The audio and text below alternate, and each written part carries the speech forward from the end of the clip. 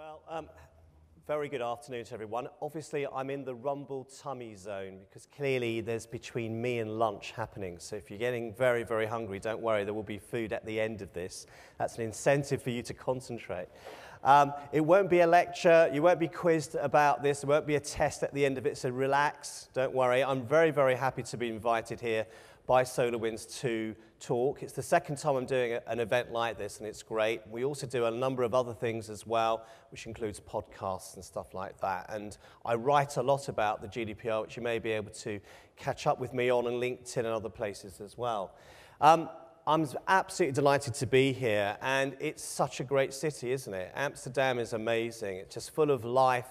It's full of vibrancy, and hopefully so are you. And I think this conference has been really, really interesting, definitely, because I've been sitting where you are. I've been watching what's been going on stage. It's been very, very interesting, and so I think it's been a really interesting insight in terms of what's happening, particularly in this industry that you are all so involved with. One of the things I thought I'd do, because I quite like quotes, is to start by this quote from Bill Gates, because we always seem to hear about Mark Zuckerberg, but there was a guy called Bill Gates who was involved in this industry some time ago. And this quote, I think, sums up exactly where I think we are at the moment. It wasn't said yesterday or last week, it was said some time ago. But what he said is we overestimate the amount of change that will happen over the next 1 to 2 years, but underestimate the amount of change that will happen over the next 3 to 10 years. And are we going through some change right now? There's a lot of change. And a lot of change brings with it opportunity, and that's what I really want to focus on. Yes, indeed, we've heard about the GDPR. I'm going to unpack a bit about that, really, not to scare the living daylights out of anyone. But yes, the clock is ticking, and according to my calendar, we've got 10 days left. But actually, it's more important than that, and it's not about panicking as well. In fact, this presentation, and in fact, many of the presentations that I've seen sitting where you are, is all about rebooting our thinking. And that's really important. Not assuming how we did things in the past would carry over to how we do things today. And that's really, really important. Given where you sit in that continuum of knowledge and understanding and technology, it's really important that you also reboot your thinking, because you're able then to support your clients in a much more powerful way. And we've been hearing about some of the tools that you have.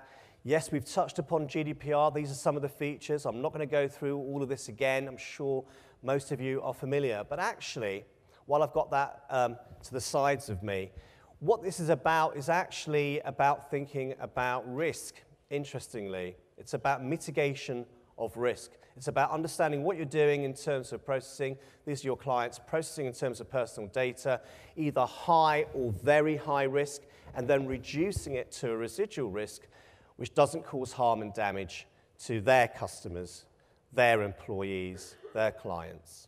And if they're a voluntary sector organization, which I'm sure you may be working with, their supporters as well. So we're reducing risk, which doesn't cause harm and damage. We don't live in a risk-free world. That's certainly not the case. But what we have to do is reduce risk, which doesn't cause harm and damage. And we have to do that through organizational and technical means, which is why we're all in this room together, really thinking about how we do that in a cost-effective and appropriate way. And that's really important.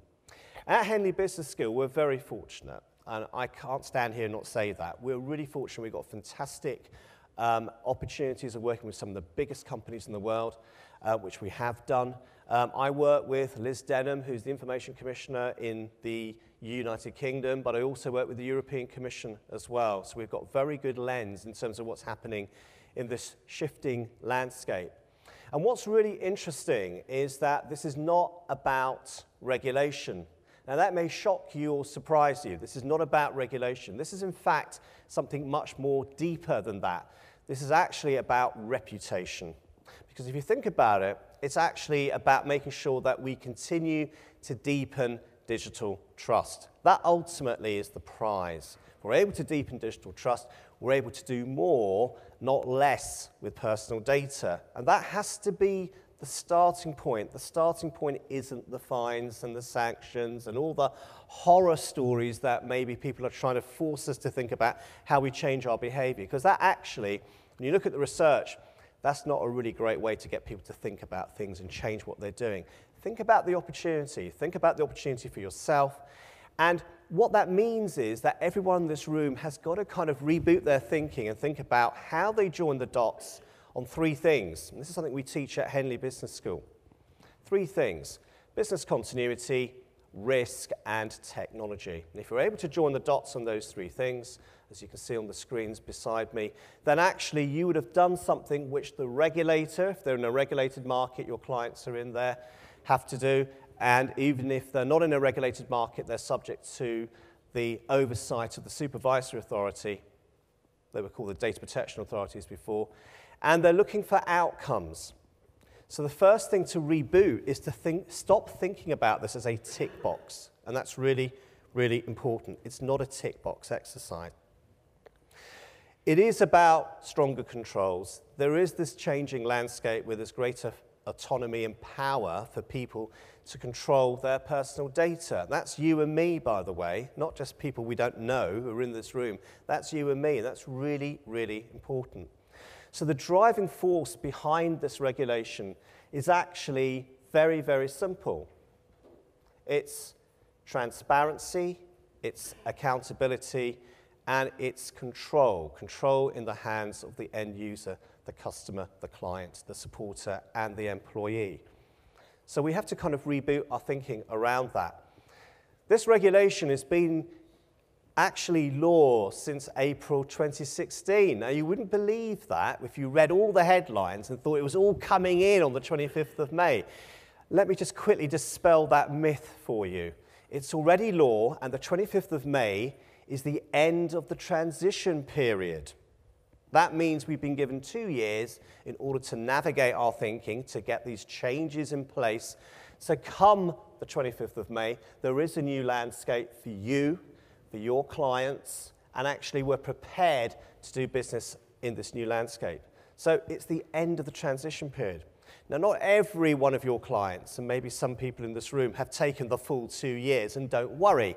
It's not about panicking. And even if you had started this journey back in 2016, you'd have to do the same kind of exercise that we're doing now. And that's to prioritize, is to make sure that we're only focusing right now in thinking about change in terms of very high or high risk. If it's low risk, if it's medium risk, of course, comply with the law, but don't get over panicked by it. There's a lot of stuff going on at the moment which people don't need to do because they're panicking. There is more than just size, though, and there is an opportunity. It is a risk-based approach. So all the things that we've been hearing about just before I came on stage, that's all about the mitigation of risk, and some of it's really world-class. That's exactly where they want you to be. That's exactly where they want your clients to be. But it's broader than that. It's a principles-driven regulation. And I talk around the world, and people say, doesn't it tell me what to do? Well, there are bits of the GDPR which do spell out in some detail what you're meant to do. One of them would be Article 35, known as the Data Protection Impact Assessment. But other things don't spell out in such great detail. So Article 25, which is Data Protection by Design and by Default, something that all of us in this room actually need to be almost experts at, is only 3/4 of a page in length. This is a principles-driven regulation. That means we're expected to understand what we're doing with our own businesses, what our clients are doing with their businesses, and apply the principles that are appropriate in that context. So it's less of a tick box. What that means, though, for all of us, is there's an opportunity, and I think we've been hearing about that from the leaders that we've seen on the stage today, and we've been listening to yesterday, and will be here tomorrow. There's an opportunity to guide, to advise, to consult, to make sure that actually our clients, people who pay our bills, keep the lights on, are absolutely in the right place when it comes to thinking about mitigation of risk for their clients, but also providing an absolute world-class service. What's quite interesting about the GDPR, and it's something, again, I've managed to talk to audiences about, is I edit the Journal of Data Protection and Privacy. That's a global journal, and I get a lot of articles sent to me from all over the world. And what's really interesting is how much of an impact the GDPR has made to other jurisdictions. So although we call it the General Data Protection Regulation, it's probably better to be called the global data protection regulation, because this is setting a global standard, and it's really interesting to see how other jurisdictions are starting to take a copy of what we're doing here in the European Union. And why is that important? It's important because some of these slides will tell you that. We have the largest single digital market in the world, 500 million consumers. Internet penetration is very high, as you can see. I'm not going to go through all these statistics. They're there for you. And obviously, you'll get an opportunity of having this presentation after I finish today. But it's quite clear. Any organization, any sector is driven by data. And that's the world we're living in. So the way in which we have to think about personal data, not financial data and that kind of trade data, this is about personal data, that has to be handled in a certain way which doesn't cause harm and damage. So there is a massive opportunity for clients to broaden what they're doing. There's a bigger market segment for them, provided they can deepen digital trust. And that's where you come in. That's really, really important. So what's the business case? And so the next few slides kind of tell you what you already know. There is a business case. Why spend a huge amount of your time and effort and resources when people sitting in front of me can take that pain away? So you're there to make life easier for people. And that's really how you're empowered and how you're important. And that's where you come in, most definitely. It's about, though, more than just simply providing technology solutions at a cost-effective price point. It's about creating, for your commercial clients, it's about creating competitive advantage, and that's really, really important. And that's why I think today is really exciting to actually think about this in a completely different way, rather than me getting up here and talking about the regulatory impact and all the fines and sanctions, because you know about that already, but that isn't actually what's important. What's really important is to support people in their journey, to make sure that actually they do have the opportunity of deepening digital trust by working with you so they can grow their business. And it's about making that gap and bridging that gap in a cost-effective way. And that's where you come in, most definitely. So you're moving away from being a supplier, and you've heard this before, I'm pretty sure, to being what's really at the heart of this is to think about being a partner. People overuse that term, I know that, but being a trusted partner. So before I came to Amsterdam, I was thinking, well, what would be the features if we were looking from the outside into your industry? What would I choose to think about you as being a trusted partner? And these are some which I'm sure you've either got in your marketing, on your website, you've got in conversations, you may have written emails which may have had some of this stuff. But it's really important. It's really important, particularly in a world where actually trust is in short supply. I don't need to go into the great detail of Facebook and Cambridge Analytica unless you want me to, but that just goes to show how much of an issue it is from a business point of view. The whole liquidity issue with the banks, for example, in 2008, that wasn't a capital issue. That was an issue of trust. Trust has always been the key business issue, and that's something which clearly data protection, privacy, and security talks to as an agenda item. So these are some of the features, if you like, that perhaps all of us share in this particular sector. And thinking about how we deliver our services with the idea that we're looking to build trust, I think is very, very powerful. And of course, there are things like a roadmap, which we've just heard about, those economies of scale. So those things are still important. And that's where you come in. It's positioning yourself in the appropriate way. It is about trust. I was very fortunate to work with the Lord Mayor of London, and he goes around the world talking about London being the financial capital of the world. And of course, if you're from New York, you probably disagree with me. Or if you're from Frankfurt, you might want to disagree with me. I doubt whether much if you're from Amsterdam, you would necessarily agree. But all these other cities are pitching for the business that London has had. And he knows that, because Britain is leaving the European Union, but it's not leaving Europe, just in case you were a bit confused about that point. We're not leaving Europe, we're leaving the European Union. However, we need to continue to market into the world's largest single digital market of 500 million consumers. There has to be trust in business, and that's his theme for his multi-year, trust in business. And so he and I had a conversation about the GDPR, and he said, well, this is really important from the city's point of view. We have livery companies who are there to help maintain the high standards, to build trust within the City of London so people continue to do business here. This is a really important thing for us to get right. And that's important. Because as you can see, if you don't get this right, there is damage. I'm not just talking about financial damage. I'm not talking about sanctions and fines. I'm absolutely talking about reputation. Because if you don't have a reputation, then your future looks a bit more dicey, doesn't it? I mean, who knows what the impact is going to be? They were saying there's been a bit of a bounce for him doing this, coming and talking to senators on Capitol Hill. The share price went up. Some of the news reports saying he added $3 billion to the value of Facebook. Interesting. But actually, what are we hearing? We're hearing 1 minute, actually, we're going to comply with the GDPR.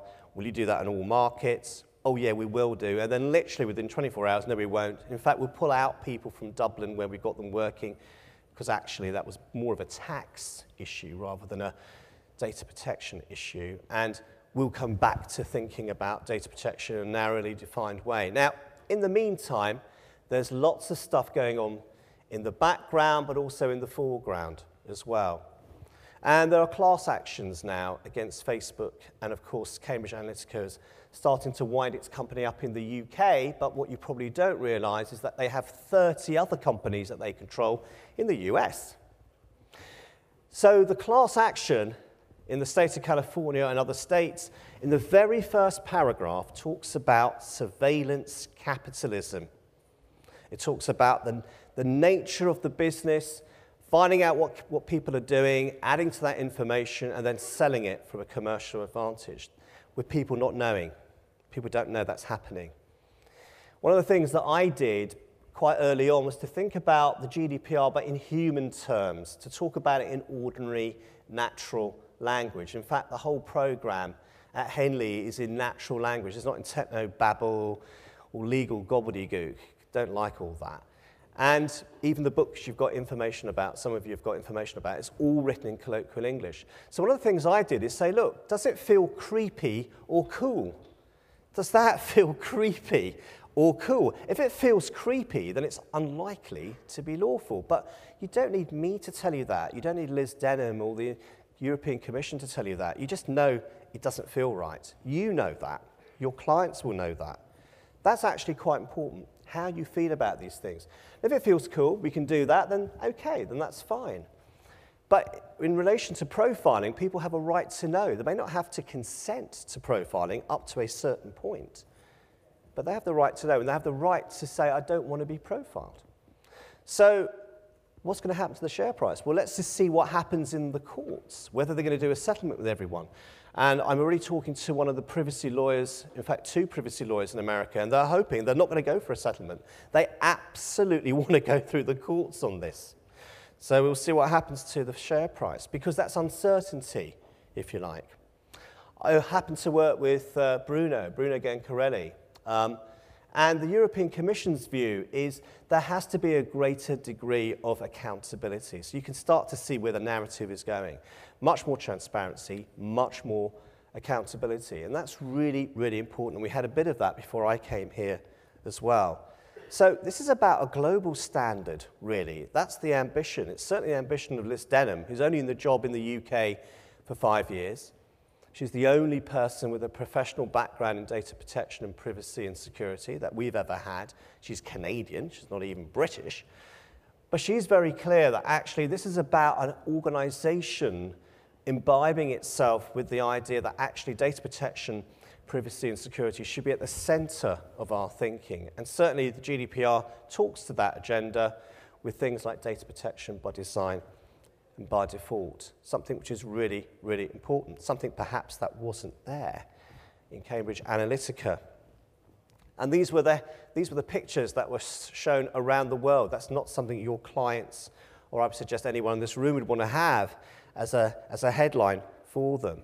To get a sense of really where people are coming from, and I'm taking a UK example, but it could be from any supervisory authority. I'm just going to play you a little bit of an interview, let's say about 10 seconds of it, to give you a flavour of where people are coming from when they're looking at this from a regulatory perspective. Joining us here in the studio, Elizabeth Denham, the UK's Information Commissioner. I mean, this is exactly your terrain, and I'm wondering what your reaction to what we have just seen is. I think we should all be shocked by that and deeply concerned.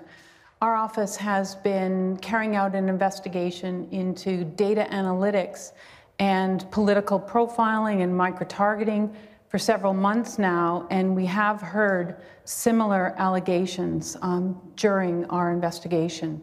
And the name of Cambridge Analytica came up in your investigations? It has, but the issue of Cambridge Analytica and Facebook is only one strand of our investigation. Our investigation involves more than 30 organizations, social media companies. Our investigation involves more than 30 other organizations. So don't just think this is some sort of sideshow that we're watching. It looks a bit freakish. This is something which is really, really important for them. And what she says is her objective, and I guess it could be our objective from an organizational point of view, is to build a culture of data confidence. A culture of data confidence for our clients, not just for the UK. That's a really important mission, if you like, that which sits above all this stuff about regulation. I was talking to the team over dinner last night and been talking to journalists today, and actually the whole issue of data ethics is a bigger one than simply regulation. And we're moving towards a point of differentiation between brands we can trust, brands we can't trust, organizations we want to do business with, and organizations we don't feel that comfortable doing business with. That's not about regulation, that's about reputation, but that's also about data ethics, something which is really important. So I was really delighted when I was sitting here listening to Jonas talk about not just the what and the how, but the why we do things the way we do. And we've heard a bit about that today, hopefully a bit more tomorrow. That is about doing business differently. It's explaining why we do things. It's really powerful. And what's also interesting, and there's another video coming up, is that certain brands are taking hold of this and putting data protection at the center of their brand proposition. So have a look at this. I mean, people say we look alike, but I don't really see that. I got the looks. Sorry. I'm Dan, and I'm his data self. We are inseparable. He's a physical manifestation of my financial history. He's made up of things like my transactions, my phone contract, my credit score, stuff like that. He's what companies see when they're deciding whether to offer me credit. And if I need a loan or a credit card, he'll show me what I can get. Hey. Thank you. To us. To us. Yeah. No.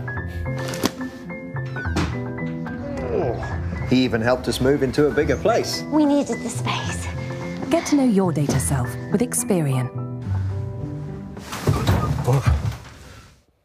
Now, I'm not saying this should be the next campaign for you or for SolarWinds MSP, but you can start to see actually brand owners really embracing this. Anyone support Man United? I normally ask that question. There's normally no hands that come up. I don't. I support Spurs. But anyone support Man United? You do. Well done. Have you seen this? No? Oh, you haven't seen it? You have. Okay, you're in for a treat, but so are all of us. So let's have a little look at this. This is Man United's attempt to be GDPR compliant. I thought you might enjoy this.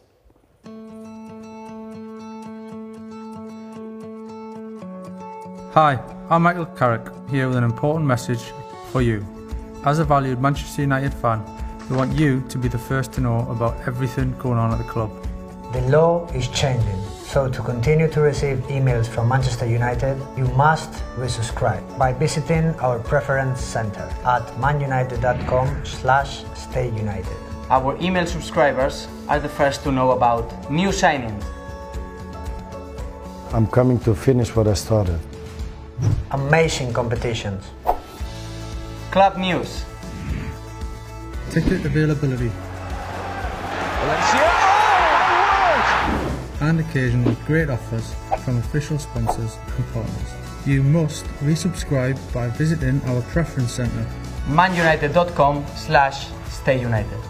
You can change your preferences or unsubscribe at any time in your preference centre.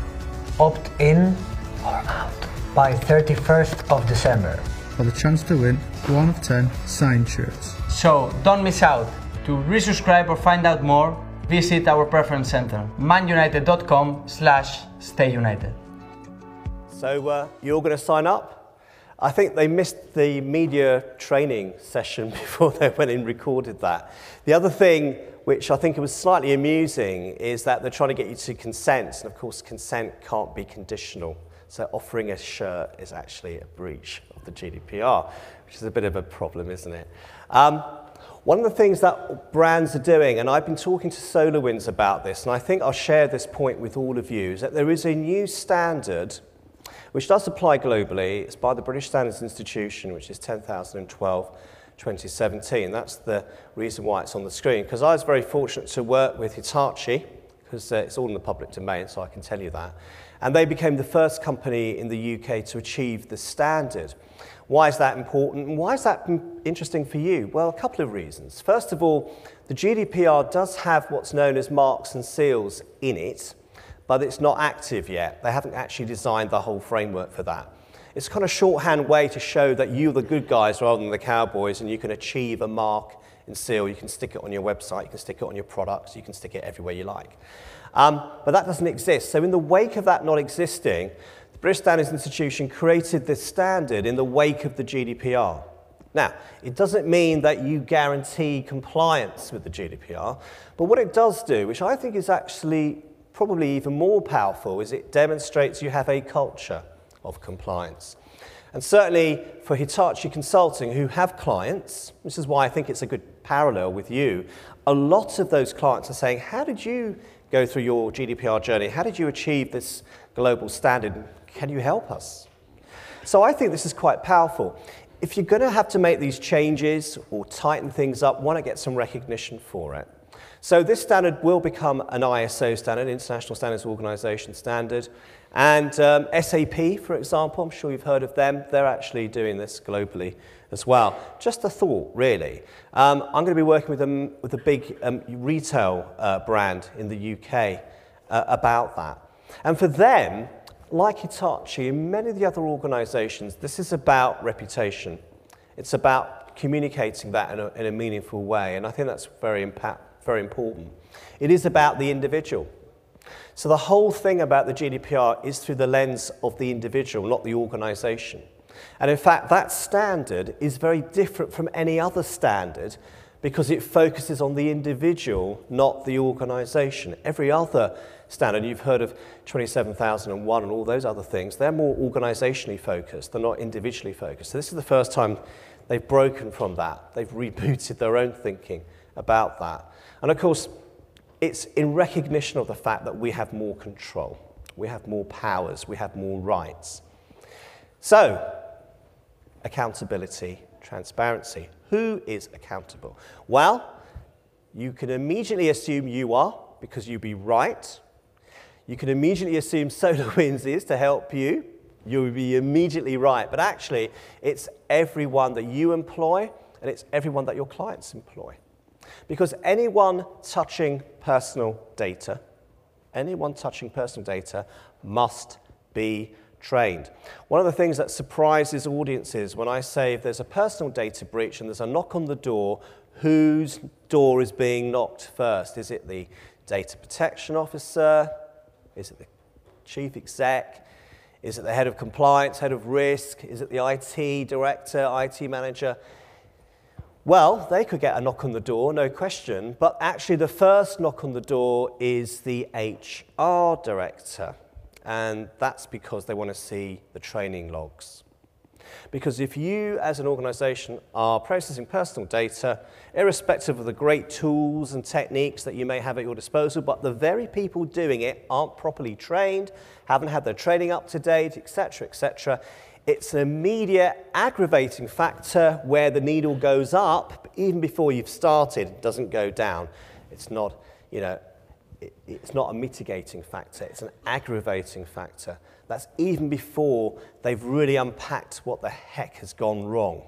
So just bear that in mind. Training is absolutely critical as your frontline defense. That means everyone in the organization needs to shift their thinking to thinking about accountability. The pre-notification that was there in place, irrespective of the member state that you are doing business in, that's now been removed, but in its place is a higher standard, and that's really important.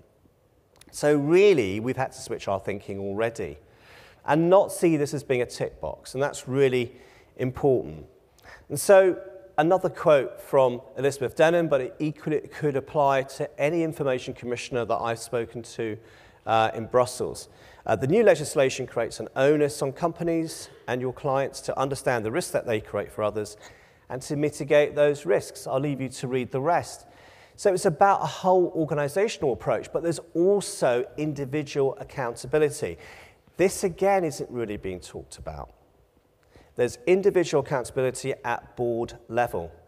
Good example for you, because I'm up against the clock, is TalkTalk. You've all heard about TalkTalk. In fact, they were fined successively. And of course, now the chief exec is gone. They're in a bit of a mess. The share price is 25% lower. They knew they had a technical vulnerability because their regulator told them, and they did nothing about it. This is one of the very few regulations that I've ever seen in my career that makes education and training and learning absolutely mandatory. You've got to learn from your near misses where you may have had a personal data breach, but for pure luck, it wasn't a personal data breach. And you've also had personal data breaches as well. You're expected to learn from those to reduce risk by bringing in new organizational technical measures that reduces that chance of that happening. And they expect you to do it. That's where you come in, again, to help them do that. It has a wider footprint, perhaps not all the way to the moon. And maybe I should put Heineken, not Carlsberg, in that picture. But you get the point.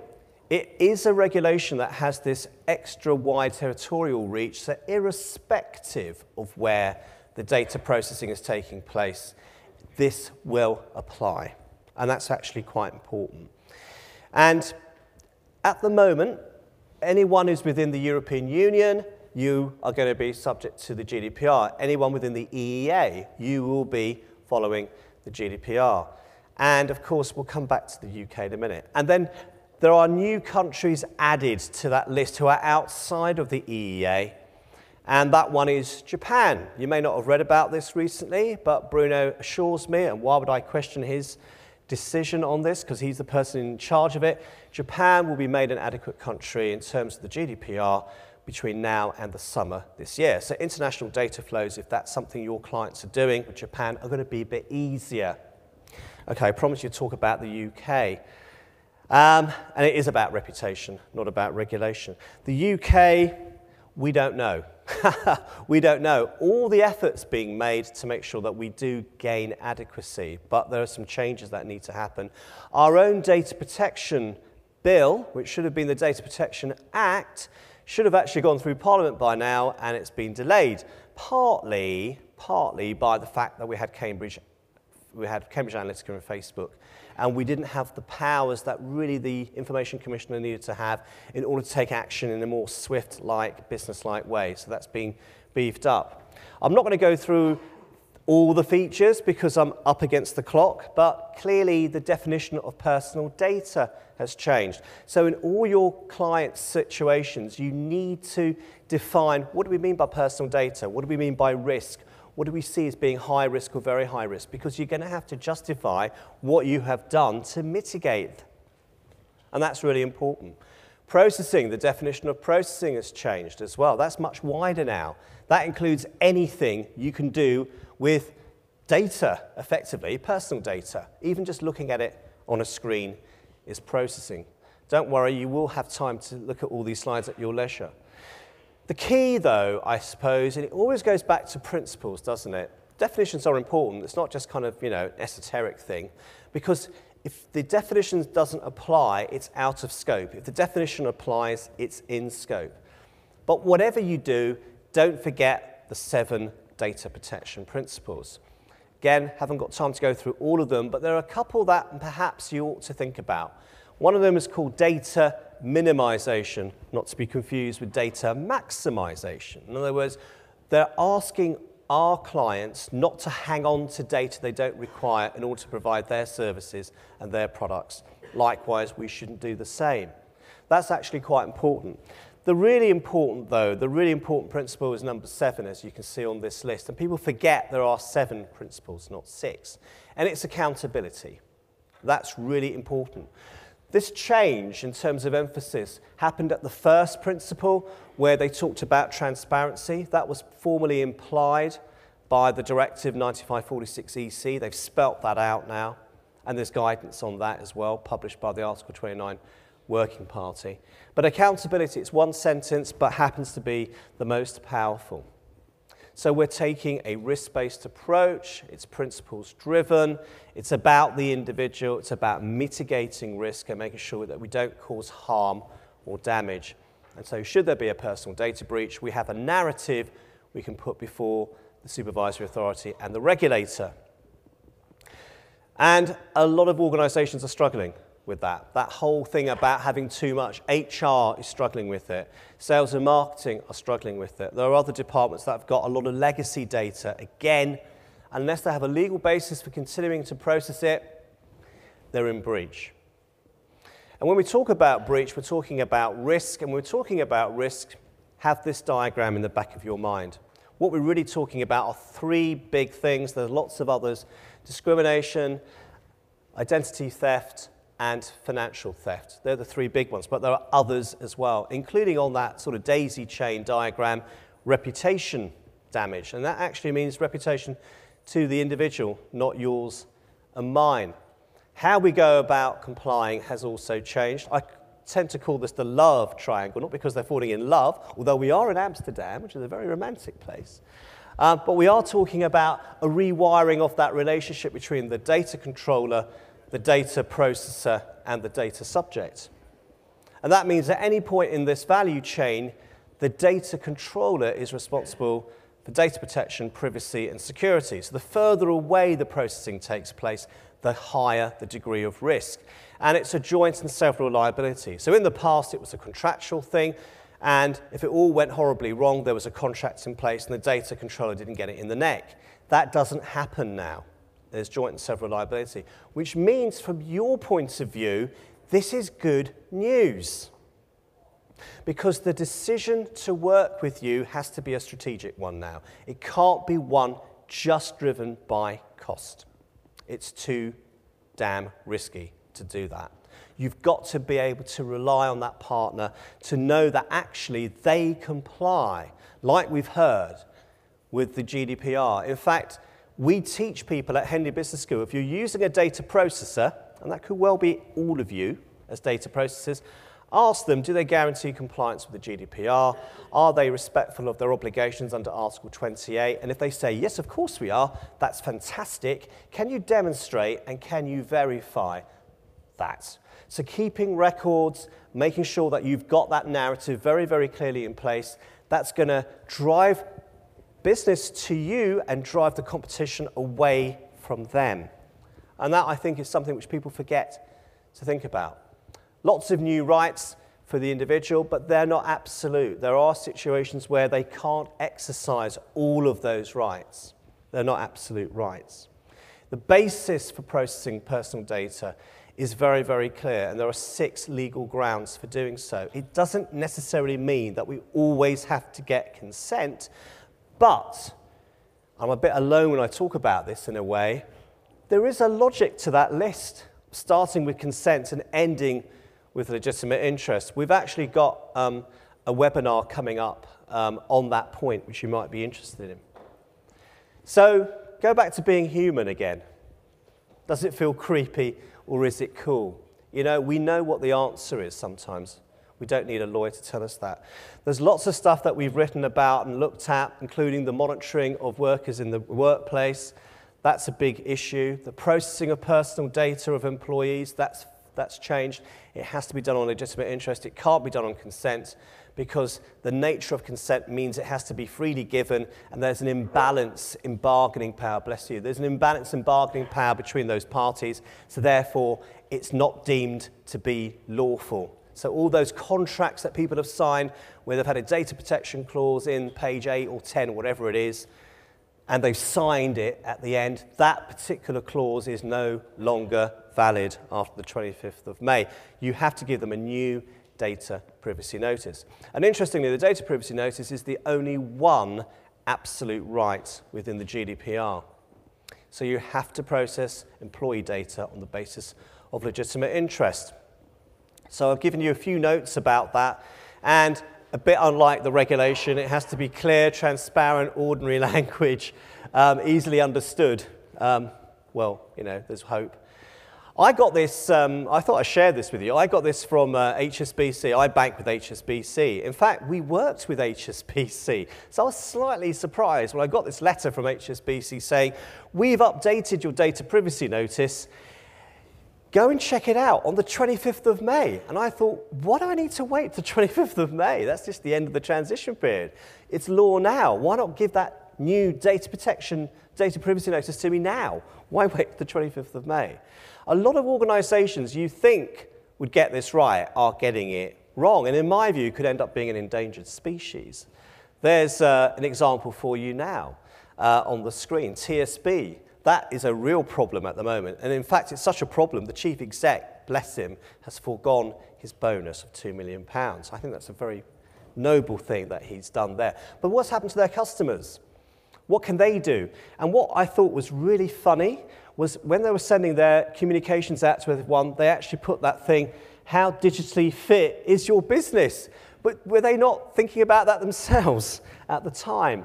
Carphone Warehouse, again, massive data breach, again, fines. And of course, you know what the fines are. We're going to just talk a bit about that. It's not 500,000, it's not 400,000, it's up to 20 million euros or 4% of your global turnover, not profit, whichever is greater.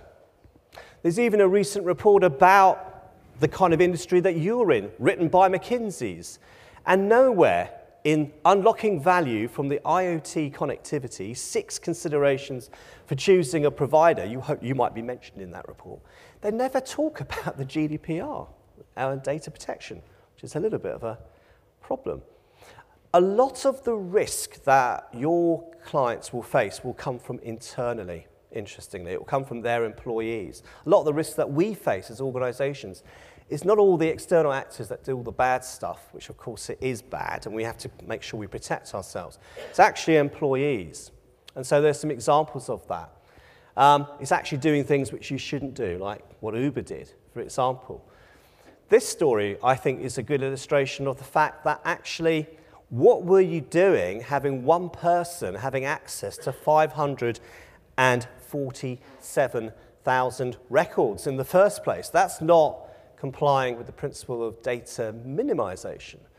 And so we've got to comply with the regulation in a common sense way and actually demonstrate we carry out what's known as the principle of least privilege. You only have access to personal data in order to do your job. That's really, really important. So yes, there's lots of stuff that happens technology-wise, but actually the whole NHS WannaCry thing, actually, for us, having looked at it in some detail, that was a training issue, not necessarily just a technology issue.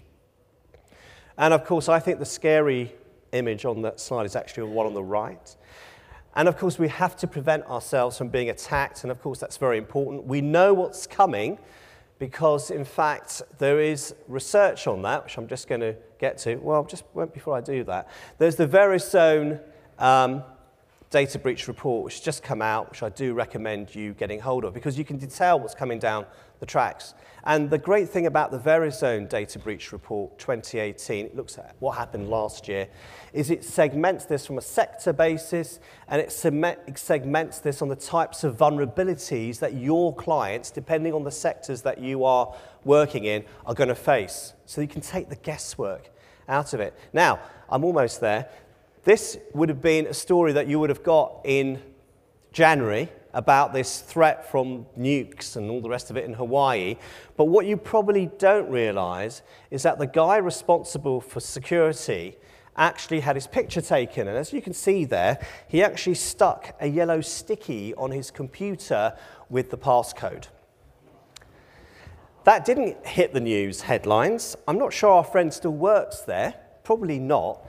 But again, that just demonstrates in one very easy slide why it's important to train your staff. And maybe he's also doing that, maybe crying. So this is the Verizon Data Breach Report that I referred to. Definitely worth reading. Again, not produced by SolarWinds, not produced by Henley Business School or anyone else. It's a really good piece of work. I was speaking in Switzerland last year with Barclays, and what really caught my eye was this. Crime as a service. It's not something we want to offer, but this is what's happening. And what was really interesting was how it looked authentic, how it looked like you could go and pick the crime of your choice. You could pay by installments if you wanted to. Now, we're laughing, aren't we, almost, or crying, depending on how you feel, but this is what's happening. There are people out there who are desperately trying to steal other people's data, misuse that data to go on phishing scams, etc. And so this is what Barclays were talking about. And then there's the cost of data breach. Again, not our research, it's the Pomu Institute. There's a new report that's just come out, not sponsored by IBM, but I'm referring to this one because, in fact, we talk about 20 million euros, we talk about 4% of global turnover, but the really scary figure, in my view, is 124 euros or $154, because that's the cost, internal cost per record breached. Forget about compensation, forget about fines, forget about sanctions. That's the internal cost per record. So if you ever needed a business case for why they should be working with you, why they have to comply rather than try to cut corners, then show them that slide. That does hurt, I guess. And so from Bupa's point of view, that would have been 60 million UK pounds or 68 million euros. Do you really think you can afford that? So it's absolutely the case that it's much safer, but also more economical to think about putting in organizational technical measures that strengthen your reputation and protect your customers from harm or damage. There is actually another sanction which people don't know about that often. Again, it's not talked about that often, and that's what's known as a stop order. So should you have screwed up, they come and investigate you and go, right, you need to change what you're doing. We give you 6 months to do that. We're going to come back and check, and you still haven't done that. They can land you with what's known as a stop order to stop you processing personal data either on a temporary or a permanent basis, which means you're dead as a business. And of course, if that were to happen now, and TalkTalk, it was the third time they'd done it, well, who knows? At the end of my presentation, I leave you with two slides that I think you could use in conversations with your clients. The first one is their journey.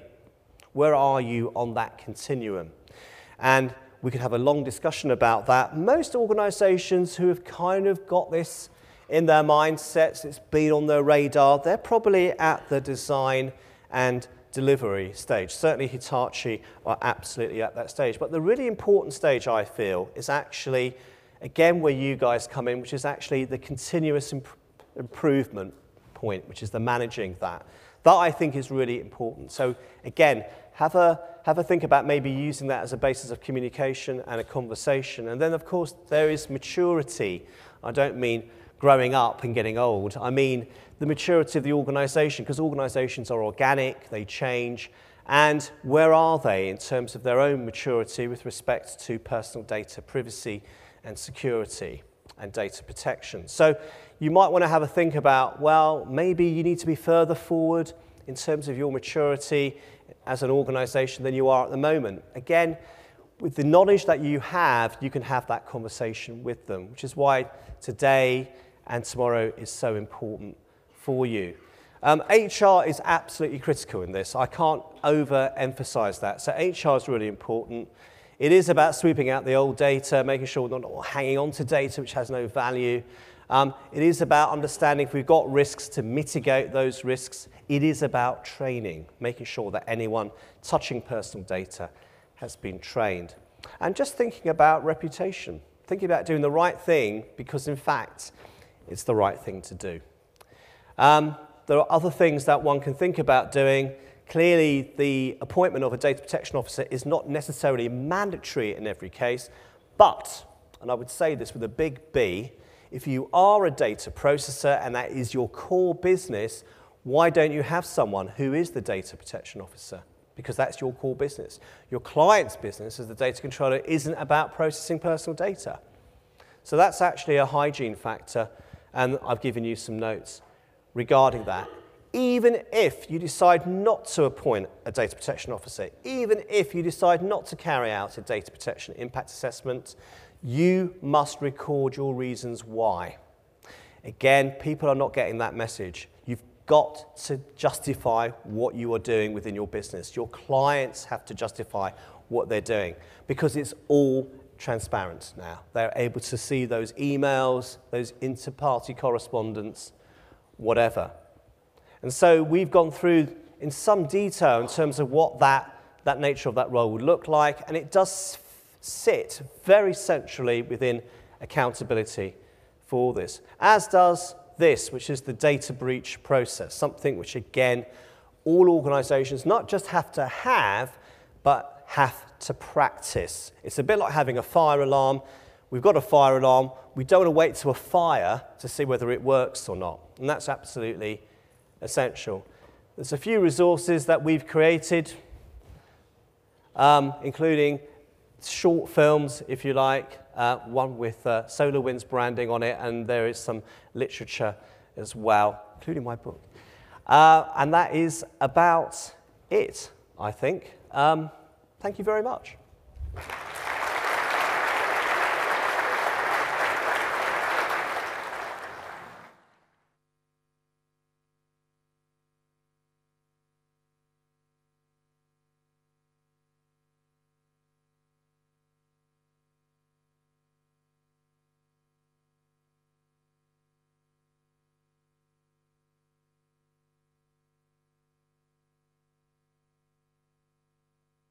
Sir. So I want to thank you for the good presentation. It was really, something we can take away. For the past few years, IT businesses and IT service provider has been specified in ISO and the International Standardized for Organization, which is 2700. 27,001, is that what you're talking about? Yeah. So I want to know what is the GDPR? How does it fit in our business solutions? Okay, great question. Thank you very much. Again, very quick answer. The three things. Thank you for your question. I didn't catch your first name. Sorry. My name is Thomas. Thomas. Yes. Thomas. Thank you, Thomas. Thomas asked a really great question. There are three things that the supervisory authorities will look for, irrespective of where they are within the European Union. The first is actually the appointment of a DPO. The second is carrying out what's known as a data protection impact assessment. And the third, Thomas, is adherence to codes of conduct. So your point about 27,001 is important because they're looking for adherence to existing codes of conduct. That's not the same as saying you comply with the GDPR, but it is important in terms of thinking about how that organisation behaves in relation to those matters. And of course, 27,001 is an important security standard, but it won't mean that you are compliant 100% with the GDPR. So thank you for your question. Any others? Yep. Fine, thank you very much. No, wait, here's a question. Oh, there's another one, sorry. Hi, this might be a difficult question because I've been looking for an answer to this for some time. It's a difficult question. Quite possibly. So The right to forget says that we can, we have to be able to provide the facility to be able to remove personal data. Now that is fine in a live environment, it is fine in documents, records. We've got an issue whereby there's no clear guidance on what to do with data backups. Now I've got a concern over that because no one can really give me a clear answer. The personal records do exist, but it's encrypted data, no one can get hold of it until the point that you actually bring it back and restore it. What's your first name, sorry? It's Lee. Lee. Lee's made a very good point. The right of erasure, as it's actually called, or the right to be forgotten, everyone seems to be writing about this. Absolutely interesting, but it's a very narrowly defined right. It would tend to be applied where things have gone horribly wrong, where you shouldn't have been processing that person's personal data in the first place. So, but leaving that to one side, you've got to see this through the lens of risk. So what you are doing, is it high or very high risk? If it's low or medium risk, and what Lee's just described is encryption of that data, that brings it down to being a medium or low risk. So actually, you've got to record what you're doing, Lee, and then you can explain that actually because it's a low or medium risk, that's where it sits. You're not expected to build the Cadillac model of data protection, privacy and security. It has to be appropriate to your circumstances, and that's where people are going wrong. They seem to think there's this absolute right and we've got to do everything we can, spend the vast amount of profit we earn to do that. You don't have to do that, but record what you're doing, Lee, so you can justify the level that you will go to. That's probably where I'm coming from in terms of it does need to be part of a policy to say that we would be storing this data for a set period of time, and thus your personal rights are mitigated and the by that. fact is, Lee, that you've encrypted it has, again, mitigated risk. But please record you've done that. Any other questions? You're all busy for lunch? Okay, that's it. Thank you very much.